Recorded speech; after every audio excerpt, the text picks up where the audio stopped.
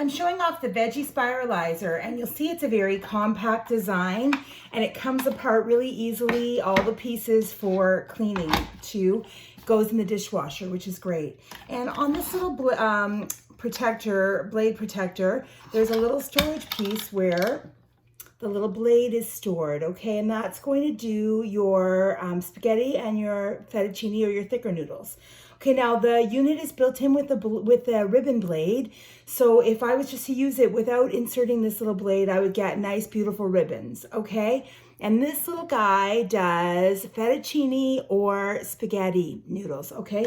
And I'm gonna insert that. I'll show you where it goes. Right here. It just goes in here. So you loosen the little dial here and you stick this in. Okay, and then you just tighten it up. Okay, and then it's good to go. You can leave it in. You don't have to store it separately. Like if you're constantly doing noodles, you can just leave that blade in so that it's ready to go. Okay, now to use it, it's got little spikies here for your veggies, and this pops off, and you can see that there's a little prong that you stick your veggie on, okay? So I'm gonna stick my veggie on there, and then this little, these little spikies here are gonna hold it in place. All right, now it's so easy to use. It's just turning, and kind of like I always like to say, just sort of have a heavy hand.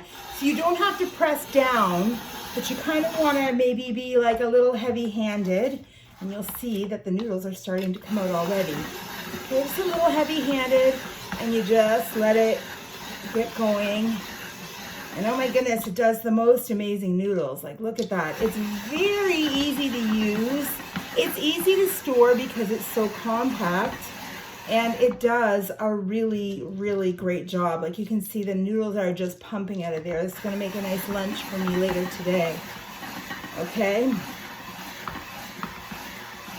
All right, so there you can see. Now this was sweet potato that I used, but it does a great job on so many other vegetables. And I'll list some of my favorites in the post. Okay, have a good day.